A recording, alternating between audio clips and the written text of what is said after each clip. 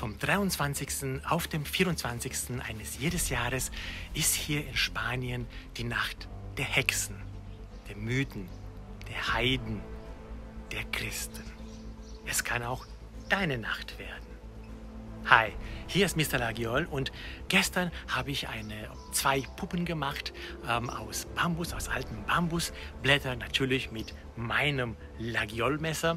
Und diese habe dann meine Frau und ich in der vergangenen Nacht ins Feuer geworfen. In das Feuer der San Juan-Nacht. Was hat jetzt ein Laguiole-Messer mit Puppen aus Bambus, mit Feuer, mit Strand, mit Tradition zu tun? Das erkläre ich gleich.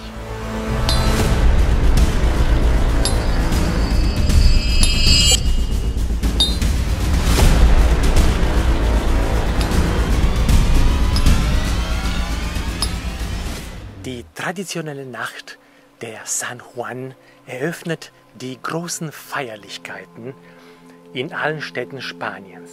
In einigen davon ist es sogar ein Feiertag. Das Feiern um ein Lagerfeuer am Ufer des Meeres wird während der Feier der Johannesnacht auf Deutsch zu einem Ritual der Reinigung und der Wünsche. Es symbolisiert die Tradition, wenn ein Wunsch gemacht wird, dass dieser in kurzer Zeit erfüllt wird. Der Ursprung der Johannesnacht stellt ein heidnisches Fest der Anbetung der Sonne dar, auch als Hommage an die Erntezeit und als reinigendes Element, um alle negativen Energien zu verbrennen und eine neue Stufe des Wohlstands einzuleiten. In der Bibel wird am selben Tag die Geburt von Johannes dem Täufer aufgezeichnet. Eine Ankunft, die von Zachariah mit einem großen Lagerfeuer in der Nacht vom 23. bis 24. Juni angekündigt wurde. Daher wurde der heidnische Feiertag an das Christentum angepasst und das Aufkommen von Johannes dem Täufer mit dem Licht von Nachtfeuer an diesem Datum des Kalenders zu feiern. Berühmter Satz an diesem Tag: Rieche das Meer, spüre den Himmel. Lass deine Seele und Geist fliegen. Es ist die magischste Nacht des Jahres und alle verschwören sich zu unseren Gunsten, sodass die positiven Energien fließen und wir die Johannesnacht zu einem Wendepunkt in unserem Glück machen können. Es gibt zwei der bekanntesten Bräuche, das gibt natürlich ganz viele, aber zwei davon, die ich auch selbst jetzt umgesetzt habe, sind: Ich habe eine Strohpuppe gemacht, da drin ein Stück Papier eingebettet, das Schlechteste aufgeschrieben, was mir passiert ist, und in der Johannesnacht muss man dann die Puppe verbrennen, damit das Pech verschwindet und du schließlich gute Energien anziehst. Der zweite Brauch ist: Wenn du Glück anziehen möchtest, musst du auf ein Papier eine Liste mit allen deinen Wünschen für die Zukunft schreiben und sie dann auf dem Scheiterhaufen von San Juan verbrennen. Und genau das habe ich auch gemacht. Ich habe mit diesem wunderbaren Laguiole Taschenmesser von Le Fidèle, da habe ich einen Tag vorher, also gestern, zwei Puppen gemacht, eine für meine Frau, eine für mich, aus alten Bambusblättern, natürlich sehr nachhaltig. Und da drin habe ich ja natürlich jeweils einen Zettel eingearbeitet, eine für meine Frau, eine für mich, von mir. Und da haben wir uns die Erlebnisse geschrieben, die uns negativ berührt haben in der letzten Zeit, sozusagen, damit die weg sind mit der Puppe, wenn die einmal verbrennt. Und abends haben wir uns alle gesammelt. Übrigens, die Spanier haben hier ein wunderbares Kunstwerk gemacht. Also da ist auch wieder die Verbindung zu Laguiole. Ein sehr schönes Kunstwerk hier von lokalen Künstlern. Wie man sieht, das sieht wirklich phänomenal aus, was sie da gemacht haben. Und abends um 0 Uhr haben die dann diese wunderbare Figur verbrannt. Und in diesem Feuer, wenn natürlich ein bisschen kleiner geworden ist, konnten dann alle entsprechend ihre Puppen oder ihre Gegenstände, ihre Zettelchen da reinwerfen, symbolisch eben halt fürs Verbrennen der alten, schlechten, negativen Erinnerungen. Und zusätzlich hat man auch noch ein Zettelchen gemacht, diesmal ohne Puppe, wo man die Wünsche geschrieben hat. Und diese Zettelchen hat man auch ins Feuer geworfen, so als Wunsch für die Zukunft. Anschließend, nach dem Feuer, wurde dann gefeiert. Da waren verschiedene Gruppen von Musikern und haben da auch richtig das Leben gefeiert. Es war ein sehr, sehr, sehr schöner Abend. Natürlich kann man jetzt an diese Tradition glauben oder sagen, es ist ja Quatsch. Natürlich ist es jedem freigestellt, aber es geht auch gar nicht darum, ob man tatsächlich dann Glück hat oder das Schlechte, was einem passiert ist, ins Feuer verbrennt. Es geht einfach darum, dass solche Tage wie diese San Juan-Nacht einfach einen Wendepunkt in deinem Leben darstellen können.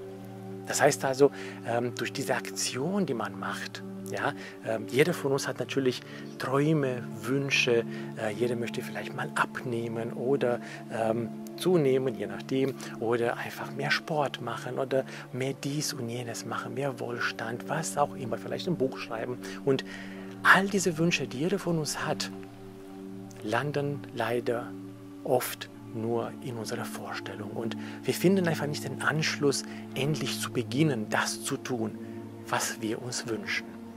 Und genau dafür sind solche Tage wie die San Juan-Nacht da, um einfach der Beginn der Veränderung darzustellen.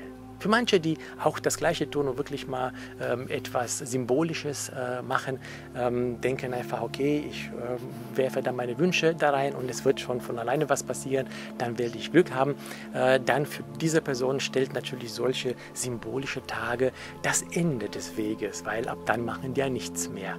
Aber gemeint ist eher mit solchen symbolischen Gesten, dass der Weg beginnt, der Weg der Veränderung. Und was hat das jetzt mit einem Laguiole-Messer zu tun? Wo ist da die Brücke? Und das ist einfach das Wunderbare daran. Ein Laguiole-Messer war noch nie nur ein Messer. Es war immer ein Kunstwerk, Leidenschaft, Tradition. Es hat schon immer viel mehr dargestellt als ein bloßes Taschenmesser. Und das ist der große Unterschied zwischen einem Laguiole-Messer und jedes andere Taschenmesser, das vielleicht auch schön ist. Das ist der riesengroße Unterschied, dass ein Laguiole-Messer eine Symbolik hat, das kaum ein anderes Messer in dieser Art, in dieser Verbindung mit Tradition, Liebe zum Handwerk und Kunst vereint. Und dazu auch noch eine Schneidefunktion als Zusatz. Und da ist es eben diese Symbolik, die wahnsinnig stark da ist. Und da haben mich viele Kunden auf diese Idee gebracht für das Video heute. An dieser Stelle nochmal vielen Dank für die super tollen Gespräche mit euch. Es war ja so, zum Beispiel habe ich ja einen Kunden, einen sehr langjährigen Kunden, der mittlerweile auch mein Freund geworden ist und der hat ein Rückenleiden.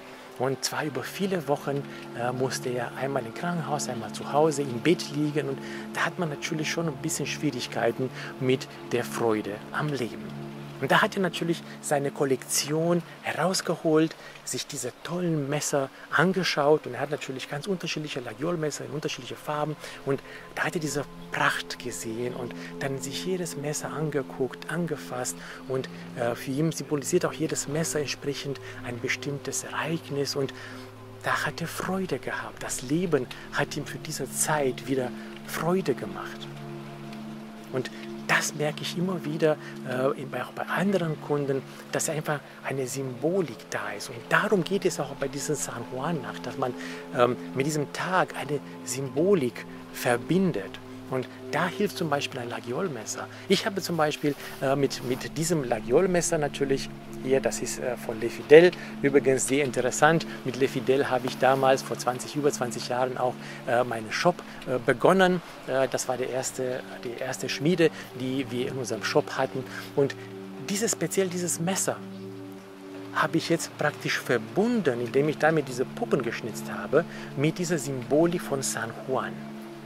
Das bedeutet, jedes Mal, wenn ich in Zukunft mir dieses Messer anschauen werde, da weiß ich ganz genau, welches Symbol das ist, wofür das Messer steht. Es ist nicht nur irgendein Messer, sondern es hat für mich dieses Symbol mit diesem Tag von heute, wo ich entsprechend mir diese Wünsche aufgeschrieben habe. Und dieses Messer wird mich ab jetzt für alle Zeiten immer daran erinnern, an diese Sachen, die ich mir heute gewünscht habe. Und darum geht es ja. Man hat ja, wie ich schon sagte, viele, viele Wünsche im Laufe der Zeit, aber man beginnt nie, man startet nie etwas zu tun. Wenn man einfach das ganz einfache Beispiel nimmt, ich möchte abnehmen, dann steht das Taschenmesser jetzt für dieses Abnehmen. Und jedes Mal, wenn ich meine Kollektion mir angucke und sehe dieses Messer, erinnere ich mich daran.